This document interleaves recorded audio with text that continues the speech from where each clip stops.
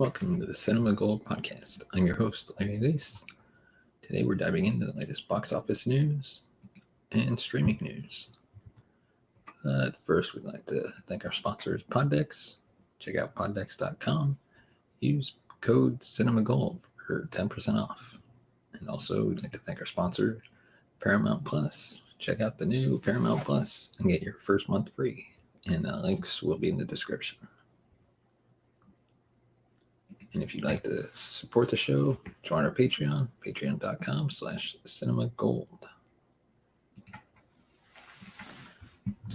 And so, within the world of the box office, once again, Raya and the Last Dragon secures the top spot on the box office.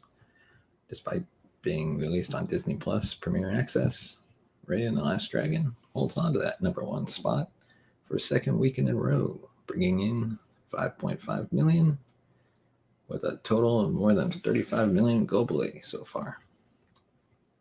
It's rumored that Disney will not be doing the same-day streaming and theatrical releases in the future.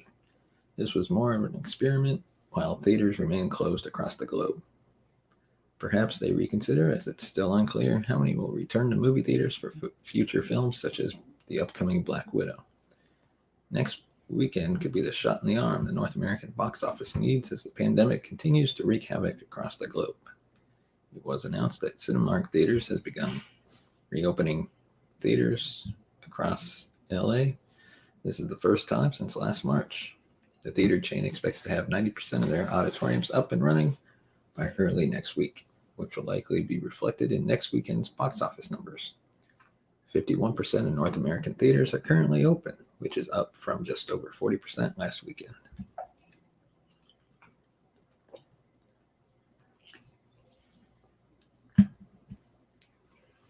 Additionally, things are picking up overseas, with China re-releasing James Cameron's Avatar, which is now the highest grossing movie of all time again, dethroning Avengers Endgame. Warner Brothers' Tom and Jerry sits at number 2, earning $4 million this weekend, and it's also currently available to stream at home on HBO Max. Chaos Walking took the third spot, bringing in $2.2 million. Eddie Huang's directorial flick Boogie brought in $730K. It sits at number 4.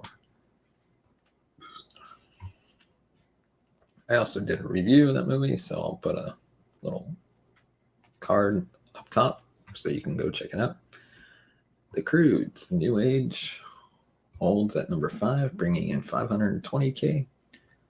This family-friendly animated film has been in theaters for 16 weeks and has made $160 million globally. Liam Neeson's The Marksman is holding at the 6th spot with $465K. Has been a steady box office earner since opening in theaters 9 weeks ago. The Indian language comedy drama, not even going to try to pronounce that name, debuted at number 7 with $460K. The Little Things slipped to number 8, bringing in $400K. Wonder Woman 84 earned the number 9 spot with $400K. The sequel has earned mixed reviews and now has made $188 million globally. And The Father lands at number 10 after debuting with $300K. Drama stars Anthony Hopkins, Olivia Colman, Mark Gatiss, Imogen Poots, Rufus Sewell, and Olivia Williams.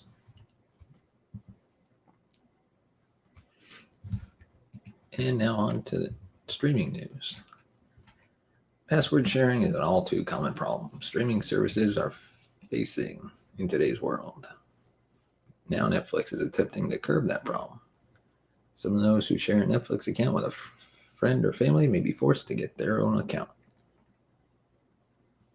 This has been an issue that's been ignored for quite some time. Currently, it's in testing phase with Netflix, but if it gets completely rolled out, sharing passwords will not be easy.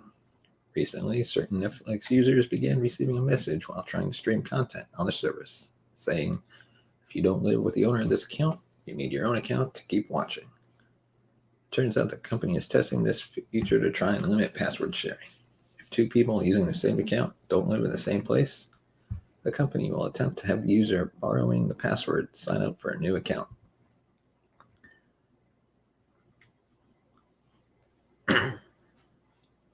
Netflix released a statement saying, "This all goes back to what is outlined in Netflix's terms and conditions. Per the user agreement, the Netflix service and any content viewed through our service are for your personal and non-commercial use only and may not be shared with individuals beyond your household.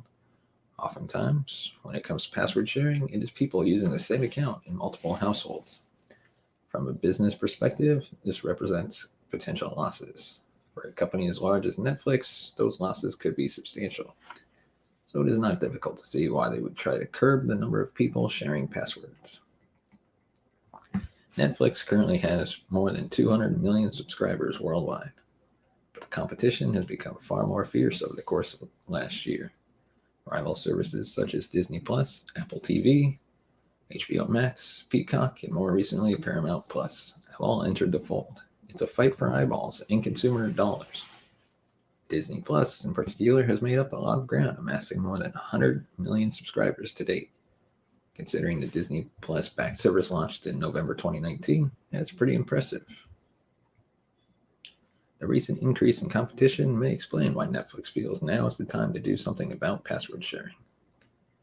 It remains unclear if Netflix will expand this beyond the testing phase. It also appears for the time being that this is only being done on TVs. Mobile devices are safer now. Netflix basic plan currently runs for $8.99 per month. Its standard and popular plan is priced at $13.99 following the most recent price increase. This plan allows users to watch on two screens at a time, and it appears the plan is to try and ensure those screens are located under the same roof. Well, that's it for all we have today. Join us tomorrow for another episode of the Cinema Gold podcast. Once again, we'd like to thank our sponsor, Paramount Plus. Paramount Plus was recently launched, and if you sign up with the link in the description, you can get your first month free. They have some really great content. I'm finding a lot of good true crime stuff, and I also like to go back and watch all the old nostalgia Nickelodeon content that I saw growing up. But if you'd like to support the show, once again, you can go to patreon.com/cinemagold and check us out there for exclusive content, behind the scenes, and even a chance at merch. Thank you, and we'll see you tomorrow.